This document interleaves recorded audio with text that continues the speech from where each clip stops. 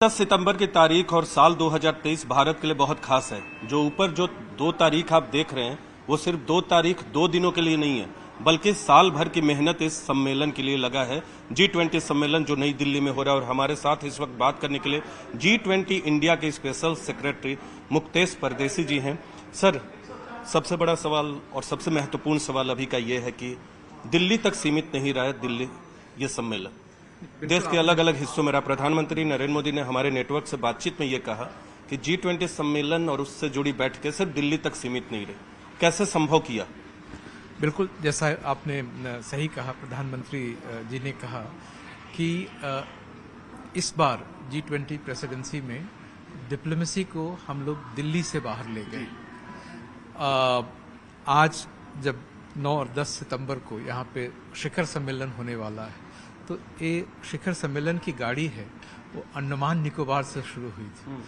पिछले नवंबर में वहाँ पे एक प्रिकर्सर मीटिंग किया था, जिसमें सारे राजदूत वगैरह गए थे यहाँ से। तो वहाँ से वो गाड़ी चल के सारे प्रदेशों से गुजरती हुई दिल्ली पहुँची है। तो जब हम समिट की ओर बढ़ रहे हैं तो हमारे पास 200 मीटिंग से ज़्यादा करने का अनुभव है, और हमने ऑर्गेनाइजेशनल स्किल जो एक्वायर किया है उसको प्रदर्शित करेंगे आने वाले दिनों। तो सभी राज्यों में ये बैठकें हुई, सभी राज्यों को टच किया? बिल्कुल बिल्कुल। एक कितना मुश्किल था? कश्मीर में कभी कहा जाता था कि बैठकें हो ही नहीं सकती, खासकर इंटरनेशनल बैठकें नहीं हो सकती, वहां कई देश कतराते थे जाने में। कैसे उनको ये संभव कर पाए कि उनको भी वहां ले जाएं? देखिए, चुनौतियां तो आती हैं। इस तरह का अगर कोई पैन इंडिया इवेंट हो, ऑल इंडिया इवेंट हो, तो उसमें चुनौतियां आती हैं, क्योंकि कई प्रदेश हैं जहां पे कन्वेंशन फैसिलिटी नहीं है, उतनी ज़्यादा स्टार्ड होटल नहीं है, सुरक्षा एक और बात हो जाती है। लेकिन अगर पॉलिटिकल विल हो तो सब कुछ संभव है। संभव है। तो पाकिस्तान को बहुत ऐतराज था कश्मीर में बैठक करने को लेकर, पाकिस्तान ने आपत्ति जताई थी, उसको भी आप लोगों ने नजरअंदाज किया। आपने कहा कि पॉलिटिकल विल हो तो सब कुछ संभव है। बिल्कुल। जब उनके रिजर्वेशंस आए और उन लोगों ने कई कंट्रीज के साथ लॉबी भी किया कि G20 मीटिंग ना हो। चीन भी था उसमें। मैं अभी देशों का नाम नहीं लेना चाहूँगा, लेकिन उन्होंने जो भी उनके जिसके साथ दोस्ताना संबंध है उन देशों के पास वो गए और उनसे गुजारिश की कि G20 के जम्मू एंड कश्मीर होना उचित नहीं है। हमारा पक्ष है कि अगर पूरे भारत में है तो एक प्रदेश में क्यों नहीं करेंगे। नेचुरली हर प्रदेश में जब हमारी मंशा है तो हमारा अंग है G20 होना था, और हमने ऐसी मीटिंग रखी वहाँ पे जो कि जम्मू एंड कश्मीर के साथ जोड़ सके। टूरिज्म वर्किंग ग्रुप रखा, यानी एक करारा जवाब भी था पाकिस्तान को बैठक करके। भारत का हिस्सा तो है ही, कश्मीर अभिन्न अंग है, लेकिन पाकिस्तान जो बार बार सवाल खड़ा करता है अंतर्राष्ट्रीय समुदाय के सामने, पाकिस्तान को करारा जवाब था, और हमने ये साबित भी किया। हमने इसको पॉजिटिवली लिया। हमारी जो मंशा थी कि देश के हर क्षेत्रों में हो, हम उस लॉजिक से जुड़े हुए रहे। हमने किसी को नकारात्मक नज़र से नहीं देखा। हमारा एक धनात्मक पक्ष था, एक पॉजिटिव एस्पेक्ट था, जिसमें हर स्टेट और यूनियन टेरिटरी को जोड़ना था, और वो जो पॉलिटिकल विल उसके पीछे था, उसके कारण हम हर जगह कर पाए। हम बातचीत करेंगे। इस तरह के फोटो पॉइंट, सेल्फी पॉइंट हर जगह आपको दिखेंगे। हम लोग सुषमा स्वराज भवन है, G20 इंडिया के सेक्रेटेरिएट के तौर पे। हालांकि G20 का कोई सेक्रेटेरिएट नहीं होता, हेड क्वार्टर नहीं होता, लेकिन यहीं से तमाम फैसले हुए। फैसले तो प्रधानमंत्री के नेतृत्व में हुए, लेकिन तमाम फैसले का क्रियान्वयन जमीन पर उतारने की जिम्मेदारी हमारे साथ जो वरिष्ठ अधिकारी हैं, स्पेशल सेक्रेटरी G20 इंडिया के, उनके कंधों पर भी थी। आपके साथ बहुत वरिष्ठ अधिकारी थे, आपके जूनियर्स भी थे। भारत मंडपम की बहुत चर्चा हो रही है, क्या कुछ खास होगा? क्योंकि पहली बार दुनिया देखेगी, और G20 को सबसे बड़ा आयोजन भी कहा जाता है और सबसे ताकतवर आयोजन भी कहा जाता है, क्योंकि जितने भी एक देश के दूसरे देशों से या दुनिया पर जो प्रभाव पड़ता है उसमें आर्थिक फैसलों की बहुत अहमियत है। तो कैसा होगा भारत मंडपम? भारत मंडपम की कमी बहुत दिनों से महसूस हो रही थी। दिल्ली में एक कोई अत्याधुनिक कन्वेंशन सेंटर नहीं था। आपको दर्शकों को पता है कि 1983 में 2 बड़े शिखर सम्मेलन यहाँ पे हुए थे, गुटनिरपेक्ष देशों का हुआ था और कॉमनवेल्थ नेशंस का हुआ था। इसके बाद एशिया अफ्रीका समिट हुआ था जो इंद्रप्रस्थ इंडोर स्टेडियम में हुआ था। तो इस बात की लेकिन कमी थी कि हमारे पास एक वर्ल्ड क्लास इंफ्रास्ट्रक्चर हो, कन्वेंशन फैसिलिटी हो, जिसमें हम बड़ा से बड़ा प्रोग्राम कर सके, और उस कमी को भारत मंडपम पूरा करने के लिए सक्षम है। उनके पास इतने बड़े बड़े हॉल हैं, एक specially design G20 leaders hall create किया गया है जिसमें 42 देशों और राष्ट्राध्यक्षों, हाँ, और उनके रिप्रेजेंटेटिव हैं बैठ सके उसके पीछे। और वहाँ पे मॉडर्न फैसिलिटीज़ है, जो ऑडियो विजुअल फैसिलिटी है, ट्रांसलेशन की फैसिलिटी है, वो मुहैया किया। हमारे पास 20 से ज़्यादा इंटरप्रिटेशन बूथ हैं, एक दूसरे देश अपने इंटरप्रेटर लाके उसकी व्यवस्था हो सकती है। तो ये सारे तमाम मॉडर्न फैसिलिटीज़ है, केटरिंग फैसिलिटीज़ है, maintenance up to the mark लाया गया है। और कई और हॉल हैं जहाँ पे हम, जैसे इंटरनेशनल मीडिया सेंटर क्रिएट करने की जरूरत पड़ी तो हम इंटरनेशनल मीडिया सेंटर वहाँ क्रिएट कर रहे हैं। एक साथ 1500 लोग बैठ सकते हैं, हमें बताएगा। नहीं, एक जगह है प्लेनरी हॉल और मल्टी फंक्शन हॉल में, तो दोनों को अगर मिला दिया जाए तो 7000 लोग बैठ सकते हैं। जहाँ पे भारत मंडपम का उद्घाटन समारोह हुआ था, माननीय प्रधानमंत्री जी ने किया था, उस दिन हजारों की तादाद में लोग थे और दोनों हॉल को मिला दिया गया था। तो आमतौर पे ये भी देखा गया कि 3 सेशन हुए। इंडोनेशिया में भी हम थे, बाली समिट को कवर कर रहे थे, वहां 3 वर्किंग सेशन थे अलग अलग विषय पे। यहाँ भी 3 वर्किंग सेशन होने जा रहे हैं। यहाँ भी 3 सेशन है, और 3 सेशन क्या होगा वो हमारे टैगलाइन में है, 1 अर्थ 1 फैमिली 1 फ्यूचर। तो 1 अर्थ 1 फैमिली 1 फ्यूचर, वसुधैव कुटुंबकम की राह पे जो हमारा थीम भी है। तो ये तमाम जो वर्किंग सेशन है उसमें अलग अलग विषयों पे चर्चा होगी या सामूहिक तौर पे सभी विषयों पे चर्चा? सामूहिक तरीके से, जैसे जब अर्थ की बात करते हैं तो प्लैनेट रिलेटेड जो इश्यूज हैं, चाहे तो क्लाइमेट चेंज है, सस्टेनेबिलिटी की बात है, ये सारी बातें होंगी। 1 फैमिली है तो उसमें 1 हेल्थ की बात होती है, 1 ग्रिड की बात होती है, 1 सन की बात होती है। होल अप्रोच इज कि जो भी देश विदेश की समस्याएं हैं उसमें वो वननेस है। आज सारे प्रॉब्लम जो है बॉर्डरलेस है। कोविड-19 में हम लोगों ने देखा कि कोई देश का कोई अलग से कोई अस्तित्व नहीं है। विदाउट सारे जो पैंडेमिक जो हुआ उसने पूरे विश्व को प्रभावित किया। और उससे एक चीज बाहर निकल के ये भी आया कि अगर हमें फ्यूचर की ओर देखना है तो कहीं ना कहीं एक यूनिफाइड अप्रोच हो। We can deal with our future in a very united and unified approach. तो ये वननेस और एक यूनिटी की बात है, वो इस G20 सम्मेलन से जाहिर होती है। नेटवर्क 18 से बातचीत में प्रधानमंत्री नरेंद्र मोदी ने यह भी कहा कि मुद्रास्फीति एक बड़ी समस्या तो है ही, इसे कंट्रोल करना भी हमारी जिम्मेदारी है। लेकिन भारत में महंगाई को दुनिया के दूसरे देशों के मुकाबले में काबू में रखा गया, चाहे पेंडेमिक की बात करें या फिर यूक्रेन के बाद जो खाद्य संकट पैदा हुआ उसकी बात करें।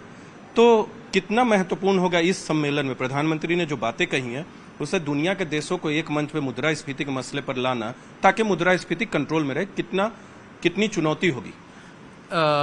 G20 में 2 ट्रैक है और उसको एक को बोलते हैं फाइनेंस ट्रैक और दूसरा है शेरपा ट्रैक। तो G20 की जब स्थापना हुई थी 1999 में, तो पहले फाइनेंस ट्रैक से ही शुरू हुआ और वहाँ पे ये सब जो इशूज हैं, जैसे आपने मुद्रास्फीति की बात की या क्रिप्टो करेंसी है या न्यू इकोनॉमिक चैलेंजेस है, इकोनॉमिक स्टेबिलिटी की बात है, फाइनेंसिंग की बात है, क्लाइमेट फाइनेंसिंग की बात है, या सस्टेनेबल डेवलपमेंट गोल्स को अचीव करने के लिए डेवलपमेंट फाइनेंसिंग की बात है, वो फाइनेंस ट्रैक में बात होती है। तो वहाँ जो डिस्कशन हुआ है और या जो निगोशिएशन आउटकम डॉक्यूमेंट जो हुए हैं वो रिफ्लेक्ट करेंगे ज्वाइंट कम्युनिके में। तो कोई इन्फ्लेशन कोई केवल एक ही मुद्दा नहीं है, पूरी विश्व की अर्थव्यवस्था और इकोनॉमिक जो स्टेबिलिटी है उसके बारे में बात है। ये आपने कहा 99 या 2008 वाला रिफ्लेक्ट करेगा? नहीं, जो जो उस बैठकें हुई, जो फाइनेंस ट्रैक की बैठकें हुई बैठकें हैं, उसका। और उसमें वित्त मंत्रियों का भी सम्मेलन हुआ था। जो फाइनेंस ट्रैक में है वो दो चीजें आती हैं, उसमें फाइनेंस मिनिस्टर से पार्टिसिपेट करते हैं और सेंट्रल बैंक जो गवर्नर से वो भी पार्टिसिपेट करते हैं। तो सेंट्रल बैंक का रोल है इन्फ्लेशन कंट्रोल में है, एक्सचेंज रेट में है, मॉनेटरी सप्लाई में है। तो जो फाइनेंस ट्रैक से जो कंक्लूजन्स आते हैं वो इन सारे विषयों पे होता है और वो फाइनली लीडर्स कम्युनिके में रिफ्लेक्ट होगा किसी न किसी। आपने कहा कि लीडर्स कम्युनिक में रिफ्लेक्ट होगा, चाहे वित्त मंत्रियों की बैठक की बात करें जो बेंगलुरु में हुई थी, या फिर दिल्ली में जो विदेश मंत्रियों की बैठक में बात, यूक्रेन के मसले पर सहमति नहीं बन पाई थी, जबकि बाली में तो भारत और प्रधानमंत्री नरेंद्र मोदी के शब्दों को भी शामिल किया गया यूक्रेन के मसले पर, और भारत की बहुत बड़ी भूमिका भी रही। मेरे सवाल पे, न्यूज 18 इंडिया के सवाल पे विदेश मंत्री ने कहा था विदेश मंत्रियों की बैठक के बाद कि हम नहीं करा पाए दो देशों को, जाहिर सी बात है वो देश रूस और चीन है। क्या दिल्ली डिक्लेरेशन में ये संभव हो पाएगा? यूक्रेन पे सहमति बना पाएंगे? अभी जब हम लोग बात कर रहे हैं तो मानेसर में शेरपाओं का सम्मेलन चल रहा है। शेरपा लीडर्स के पर्सनल ऑनवॉय होते हैं, लीडर्स के बिहाफ पे ज्वाइंट कम्युनिके वो डिस्कस कर रहे हैं और निगोशिएट कर रहे हैं। जहाँ तक मेरी जानकारी है इस पे अथक प्रयास चल रहा है और आशा है कि इस पे कोई न कोई बात तो निकलनी चाहिए। ज़्यादा जानकारी तब मिलेगी जब शेरपाओं का सम्मेलन होगा और एक बार दिल्ली डिक्लेरेशन है। बाकी मुद्दे, कई देशों के राष्ट्राध्यक्ष नहीं आ रहे, खासकर रूस के राष्ट्रपति पुतिन नहीं आ रहे। अगर यूक्रेन पे आपको कोई सहमति बनानी है, अगर वो होते मंच पे प्रधानमंत्री मोदी के साथ तो थोड़ी आसानी होती। चीन के राष्ट्रपति भी नहीं आ रहे हैं और भी एक दो देशों के राष्ट्र प्रमुख नहीं पहुंच रहे। इससे कोई प्रभावित होता है जो डिक्लेरेशन हो सहमति बनाने में या पूरे आयोजन पर? मुझे नहीं ऐसा लगता है। देखिए जो भी एक दो देशों को छोड़ के अधिकतर देश राष्ट्राध्यक्ष के स्तर पे हैं। जहाँ तक एक दो देशों का आपने नाम लिया, ऐसा होता है हर सम्मेलन में 100% अटेंडेंस नहीं हो पाता है, लेकिन एक देश के विदेश मंत्री आ रहे हैं और जो आपने कॉन्फ्लिक्ट की बात की वो विदेश मंत्री हैं, उस चीज़ को अच्छी तरह से जानते हैं। उसके बाद चीन के भी हैं और तो प्रीमियर हैं, तो लीडरशिप को ही रिप्रेजेंट करते हैं। तो मैं नहीं मानता हूं कि इससे कोई मायने निकालना चाहिए। कोई मायने नहीं निकालना चाहिए। कई और भी दूसरे विषय, अफ्रीकन यूनियन को शामिल कराने का प्रधानमंत्री मोदी की पहल है, या एमएसएमई हो, या बहुत सारे दूसरे मसले। चीन पेंच फंसा रहा है, ये खबरें चल रही है कि चीन जो है नहीं चाहता कि बहुत मुद्दों पर दिल्ली डिक्लेरेशन में सहमति बने। ऐसा है, पेंच फंस रहा है कहीं बहुत मसलों पर भारत और चीन के बीच, खासकर वैसे डेवलपमेंटल मुद्दों पर सहमति बनाने में दिक्कतें हो रही है। यूक्रेन तो एक अलग मसला है। देखिए, चूंकि शेरपाओं की मीटिंग चल रही है तो मैं नहीं चाहूँगा कि मैं कुछ कहूँ जिससे ऑनगोइंग मीटिंग पे कुछ हो। तो हम वेट करते हैं, हम प्रतीक्षा करते हैं कि शेरपाओं की मीटिंग बहुत सफलता से इन सारे बिंदुओं पर एक सहमति बना सके। और जी एक अंतिम सवाल आपसे करूंगा और चाहूंगा कि विस्तार से बताएंगे भी। G20 सबसे पावरफुल इकोनॉमिक ऑर्गेनाइजेशन कोऑपरेशन का, सबसे ताकतवर, सबसे बड़ा, सबसे प्रभावित करता है, डिस्पाइट ऑफ द फैक्ट कि कोई हेडक्वार्टर या सेक्रेटेरिएट नहीं है। कैसे इसका पूरा स्ट्रक्चर काम करता है और भारत के नेतृत्व में यह सम्मेलन भारत को कितनी ताकत देगा दुनिया के नक्शे पर? इसकी तैयारी तकरीबन 1.5 वर्षों से शुरू हो गई। 2022 के शुरू में ही यूनियन कैबिनेट ने एक डिसीजन लिया कि G20 सेक्रेटेरिएट क्रिएट किया 2 वर्षों के लिए, पर्सनल की व्यवस्था की, फंडिंग प्रोवाइड किया और एक स्ट्रक्चर क्रिएट किया गया। एक एपेक्स कमेटी है जो प्रधानमंत्री जिसके खुद मुखिया है। तो जो प्रधानमंत्री का विजन था G20 प्रेसिडेंसी के बारे में, और ये मैं दर्शकों को बताना चाहूँगा, वो एक ऐसे लीडर हैं जो 9 मरतबा G20 समिट अटेंड कर चुके हैं और ये 10वीं बार, ये 10वां शिखर सम्मेलन होगा।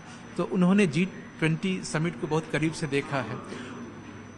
उस विजन से एक निकला कि कैसे हमारी प्रेसिडेंसी का क्या विजन होगा और उसको ऑर्गेनाइजेशनली कैसे कंडक्ट करेंगे।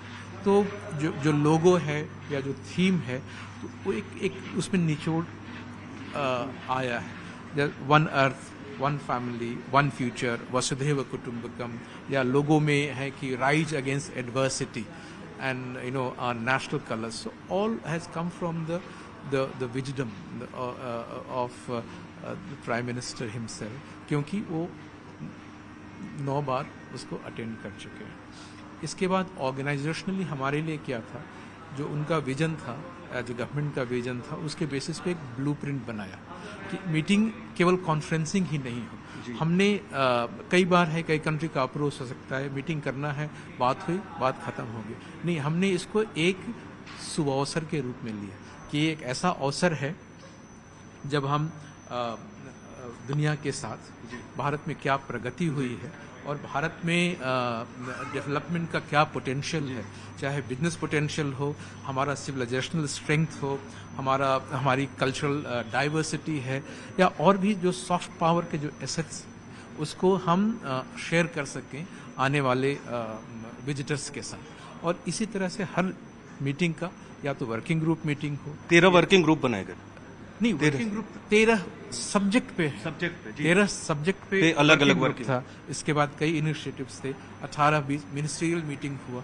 तो इन सब मीटिंग्स को इस तरह से हमने ऑर्गेनाइज किया कि देश का टेक्नोलॉजिकल ट्रांसफॉर्मेशन भी दिखाई पड़े, हमारा कैसे सोशियो इकोनॉमिक डेवलपमेंट हुआ है वो भी दिखाई पड़े, और साथ ही साथ हमारा जो कल्चरल एसेट्स है, हमारा जो स्ट्रेंथ है और सिविलाइजेशनल हेरिटेज है, इसको भी हम दुनिया के सामने प्रदर्शित कर सकें। तो 200 से ज्यादा बैठके 2 दिनों के सम्मेलन को सक्सेसफुल बनाने के लिए, या यूं कहें कि भारत की ताकत को दुनिया के सामने दर्शाने के लिए, और ये वसुधैव कुटुंबकम का theme one earth, one family, one future, ये आप देख रहे हैं, ये थीम है और यही वर्किंग सेशन भी होगा। और ये G20 का लोगो आपको दिख रहा होगा, जो भारतीय पुष्प है, वो राष्ट्रीय पुष्प है, उसमें तीनों तिरंगे के झंडे को इंगित किया गया है, और यह पृथ्वी प्रो प्लैनेट अप्रोच पूरे G20 का दिखाया गया है। हमसे बातचीत करने के लिए बहुत बहुत धन्यवाद सर, न्यूज 18 इंडिया से। बहुत बहुत धन्यवाद, और आपके दर्शकों को बहुत बहुत शुभकामनाएं। तो G20 के लिए भारत तैयार है। G20 तो लगातार चल रहा है भारत में, लेकिन G20 सम्मेलन के लिए तैयार है, और कहते हैं कि अगर आपने इस सम्मेलन का आयोजन कर लिया तो दुनिया में किसी भी बड़े आयोजन की तैयारी आप कर सकते हैं। और प्रधानमंत्री ने भी नेटवर्क 18 से इंटरव्यू में इसका संकेत दे दिया है।